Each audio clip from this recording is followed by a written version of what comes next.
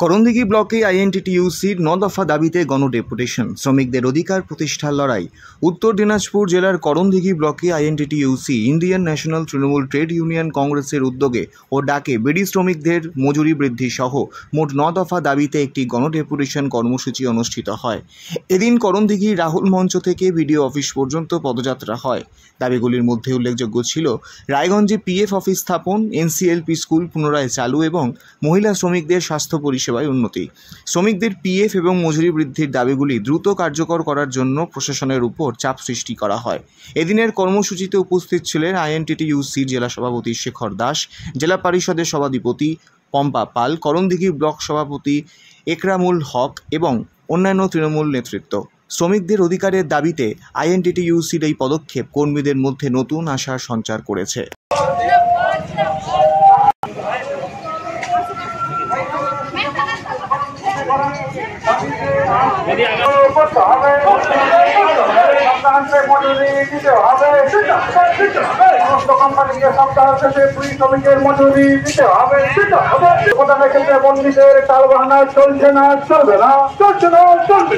মজুরি বৃদ্ধির জন্য আজকে ডেপুটেশনের দলে দলে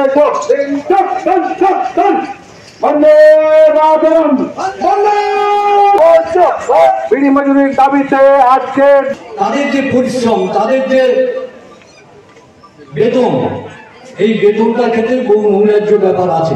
কেন্দ্রীয় সরকার তাদের একটা লক্ষ্য করা উচিত, আমাদের রাজ্যে যে চা বাগান রয়েছে সেই চা বাগানের শ্রমিকদের জন্য বিনা পয়সায় বাড়ি করে দিচ্ছে, বিনা পয়সায় তার জমির পাট্টা দিচ্ছে। আপনারা এরই পাশে আমাদের জেলার চৌপাট থেকে শুরু হয়ে চা বাগানগুলো একটু কোচবিহার পর্যন্ত আছে। আমরা দেখেছি তাদের জন্য যখন আমরা পাশে দাঁড়াই তখন কিন্তু আমি দেখি না আন্দোলন করতে সিপিএম বা বিজেপি বা কংগ্রেস ভাইদের সেই আন্দোলনে সামিল হতে।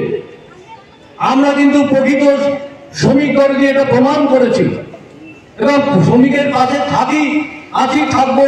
আমাদের মাননীয় মুখ্যমন্ত্রী মমতা ব্যানার্জির নির্দেশিত পথে আমরা চলবো এবং অভিষেক বন্দ্যোপাধ্যায়ের নির্দেশিত পথে আমরা চলছি।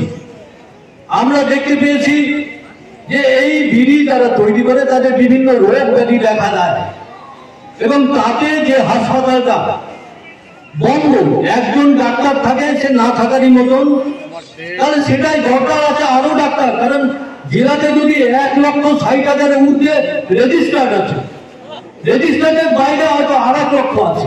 সাথে আমার কথা হয়েছে এবং তার সাথে সাথে আপনাদের পিএফ অফিস আমাদের করণদিঘিতে করা হবে। তার সাথে সাথে আপনাদের এনসিএলপি পুনরায় অতি দ্রুত চালু করা হবে এবং হাসপাতাল দমোহনাতে স্বাস্থ্য কেন্দ্র খুব শীঘ্রই হবে। এবং আমরা সকলেই জানি যে তামাক জাতীয় দ্রব্য দিয়ে যেহেতু আপনারা বিড়ি বাঁধেন, তার পরিপ্রেক্ষিতে আপনাদের অনেকের টিবি রোগ এবং অনেক রকমের সমস্যা হতে পারে, শ্বাসকষ্ট হচ্ছে দিদিভাই বললেন। তার জন্য আমরা মহিলা ডাক্তারও চেয়েছি, মহিলাদের ট্রিটমেন্ট মহিলা ডাক্তার করবে। আজকে করণদিঘি ব্লক আইএনটিটিইউসির তৃণমূল কংগ্রেসের পক্ষ থেকে এবং করণদিঘি বিধানসভার প্রায় 20,000 যে বিড়ি শ্রমিক আমাদের সাথে আজকে উপস্থিত ছিলেন, আমরা আজকে এই বিডিও অফিসে ডেপুটেশন সাবমিট করলাম।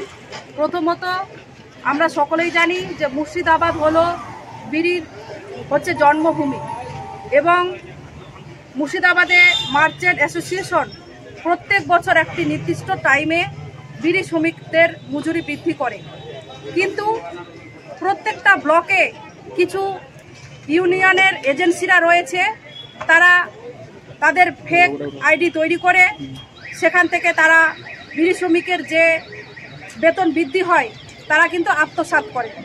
যদি মুর্শিদাবাদে মাসের 1 তারিখে বেতন বৃদ্ধি হয়, আমাদের ব্লকগুলিতে কিন্তু প্রায় 3 মাস 4 মাস পরে কিন্তু তাদের বেতনগুলো বৃদ্ধি হয়।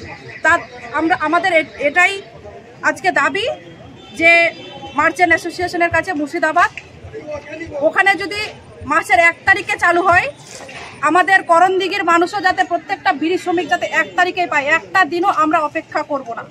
আর একটা দাবি যে আমাদের উত্তর দিনাজপুর জেলায় প্রায় 1,60,000 বিড়ি শ্রমিক তারা কাজ করছেন এবং আমাদের করণদিঘি ব্লকে সবথেকে বেশি বিড়ি শ্রমিক রয়েছে।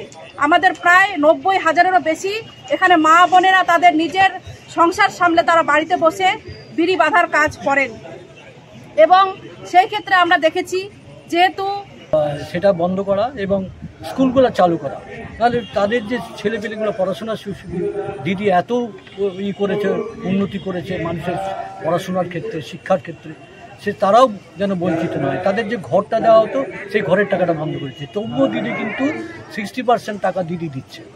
ইলেকট্রিকের লাইন বিনা পয়সায় দেওয়ার কথা, তাদের খতিয়ান দিলে পরে তারা দেবে, সেটা বন্ধ করে দিয়েছে আমাদের মাননীয় মুখ্যমন্ত্রী, সেগুলোও চালু করছে। তো যাই হোক, এই সমস্ত বিভিন্ন আরও কিছু দাবি আছে। আমাদের সভাধিপতি সাহেব এবং আমার বিধায়ক সাহেব, এখানকার বিধায়ক আজকে একটু অধিবেশনে আছে কলকাতায়, ফলে উনি আসতে পারেননি। সভাধিপতি সাহেব আপনাদের বিস্তারিত বললেন।